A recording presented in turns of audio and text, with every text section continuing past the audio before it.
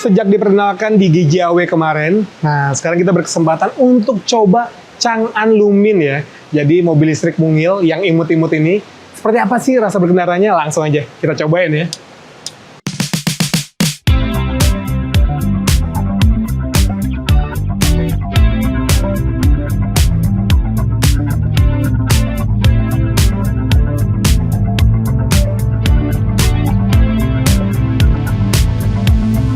Tapi sebelum cobain, kita lihat dulu desain dari si mobil yang imut ini ya. Jadi Chang'an Lumin ini emang dimensinya kecil, dia mobil listrik dengan 2 pintu aja. Kalau ini ditambah-tambah stiker jadi makin lucu ya gak sih? Dia kayak ada alisnya, karena ini kan bentuknya kan kayak mata gitu ya, walaupun agak ngantuk. Lalu dia ada mulut dan hidungnya, jadi lucu banget. Dan gak cuma di bagian depan, tapi bagian belakangnya juga imut ya. Tuh, dia lampu-lampunya juga dia modelnya yang membulat seperti itu. Nah, kalau di sini kita bisa lihat interiornya. Nah, jadi bukan pintunya besar ya, karena emang ini ciri khas dari mobil listrik yang 2 pintu. Supaya apa? Supaya akses ke jok baris keduanya itu jadi lebih gampang. Nah, ini interiornya simple, tapi dia tetap banyak tombol-tombol yang ada di bagian sini. Ini untuk dialnya, untuk transmisinya, lalu ini untuk power window-nya, dan ini mode berkendaranya ya. Dia tetap pakai handrem yang atau parking brake yang pakai masih manual.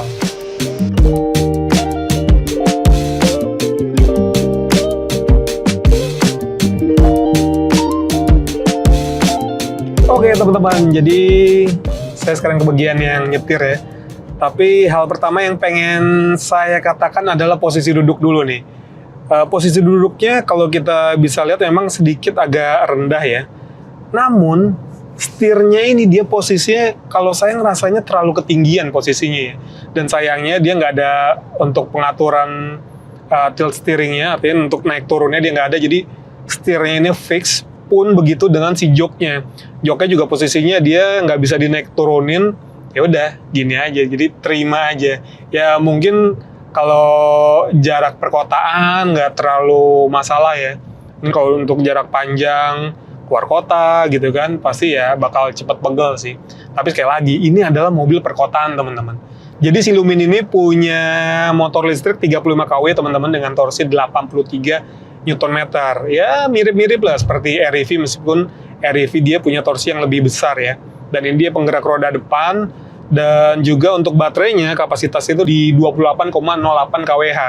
Yang bikin mobil ini bisa berjalan sejauh 301 km kalau dalam keadaan penuh. Dan asiknya ya, mobil ini juga bisa fast charging. Nah, ini yang penting nih. Jadi ketika ngisi, untuk ngisi DC kan pasti lebih cepat kan dibandingkan yang kalau kita ngisi AC doang. Oke, kalau untuk respons dari motor listriknya ya, ini eco aja udah lumayan ya. Tuh, ketika kita dari kecepatan sekarang di 50, lalu kita kick down, masih oke. Lalu kita pindah ke sport, karena ini ada 2 mode berkendara ya, ada eco, ada sport. Kalau udah di kecepatan di 60-an ke atas, hampir gak ada beda sih ya. Mungkin berasanya ketika misalnya di lalu lintas yang 30-40 km per jam, itu baru berasa. Tapi ya lumayan sih ya, coba. Oh iya benar. Kalau yang di sport, kita injak pedal akselerasinya dikit, dia lebih ngerespon sih ya. Dan ini kecepatannya memang nggak terlalu tinggi, maksimal di 101 km per jam aja. Jadi emang sekali lagi ini adalah mobil yang benar-benar diperuntukkan buat perkotaan. Jadi kalau secara desain memang ya kayaknya sih kalau yang perempuan pada suka ya, apalagi ada pilihan warnanya itu ada 5 dan lucu-lucu rata-rata. Ada yang putih susu, ada yang hijau, ada yang pink, ada yang abu-abu gitu kan. Jadi tinggal disesuaikan dengan selera masing-masing. Dan gitu juga mungkin buat teman-teman yang masih kaku atau kikuk kalau lagi parkir, tenang aja. Mobil ini udah dilengkapi sama kamera mundur dan juga sensor parkir. Jadi lebih memudahkan lah ketika misalnya parkir di ruang yang sempit ya. Walaupun secara dimensi sebetulnya ini mobil kan nggak gede-gede banget ya. Artinya mobilnya juga ringkas, mikro gitu kan. Ini dibandingkan sama mobil-mobil listrik lainnya ya ini mirip lah dengan REV gitu ya, VF3 VinFast, karena ini mobil listrik yang 2 pintu kan. Gitu. Terus pintunya juga dia lumayan lebar karena buat akses ke belakangnya itu jadi lebih mudah. Terus fitur-fiturnya ya, emang ini nggak yang terlalu banyak fitur-fiturnya, tapi sudah ada Apple CarPlay buat yang punya smartphone yang iOS. Tapi kalau buat yang Android, jadi ini harus pakai namanya Car Auto. Jadi teman-teman harus download dulu aplikasinya Car Auto, tapi lebih ke mirroring ya. Mirroring aja, dia nggak seperti penggunaan si Android Auto gitu teman-teman. Joknya dia bukan model yang pocong ya, jadi headrestnya dia bisa di adjust naik turun gitu kan, dan dia materialnya fabric semua ya, nggak terlalu tebal-tebal banget tapi lumayan empuk lah. Jadi kalau buat di perkotaan aja sih oke lah ya. Terus kompartemen, nah kompartemen dia sebetulnya nggak terlalu banyak ya teman-teman. Ada di tengah nih, ada buat naruh smartphone aja. Terus di bawah rem tangan dia juga ada sedikit. Lalu di belakang nih ada cup holder. Sama paling di door trim aja untuk laci penyimpanan dia belum tersedia. Gitu. Terus di atas juga nggak ada tempat kartu. Ya, tapi udah ada mirror di sisi kanan. Ya kita harus istilahnya wajar lah ya dengan harganya yang di bawah 200 juta gitu. Ya dengan kondisi yang minim seperti ini, apalagi ini kan bukan mobil yang digunakan untuk berlama-lama di jalan gitu kan.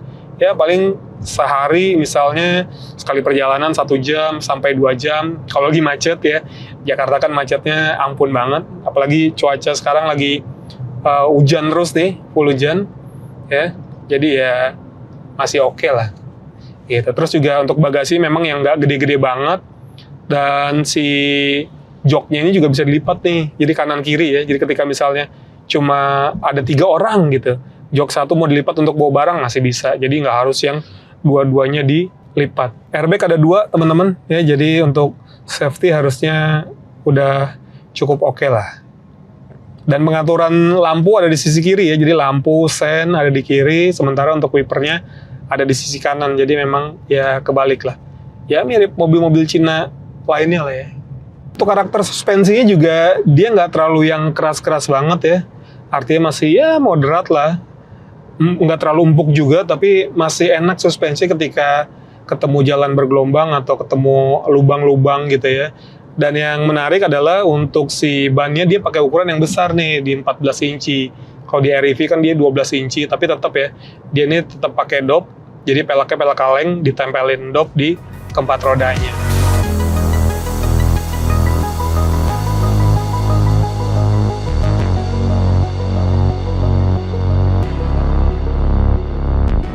Nah teman-teman tuh, ya teman saya lagi ngapain tuh?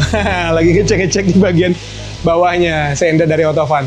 Oke, jadi bisa disimpulkan teman-teman kalau si Chang'an Lumine ini memang kalau dibandingkan sama REV gitu ya, dia ada mode creep-nya, artinya ketika si injakan remnya kita lepas, dia akan merayap. Beda sama REV kan ketika misalnya kita lepas pedal remnya, dia belum mau jalan, kecuali kita gas gitu ya, atau pedal akselerasinya kita injak.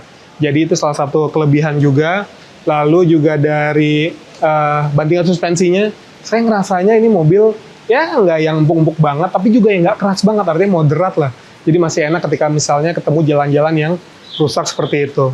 Terus juga dari desain ya, mungkin juga ini pilihan buat teman-teman yang suka dengan model yang unik seperti ini. Dan juga ini harganya sangat kompetitif. Harga 178 juta, bayangkan mobil dengan harga yang di bawah 200 juta, tapi udah dapat mobil mungil yang imut kayak gini. Gimana menurut teman-teman? Sampaikan di kolom komen ya. Oke teman-teman, segitu dulu videonya. Terima kasih sudah menonton dan sampai jumpa di video-video selanjutnya.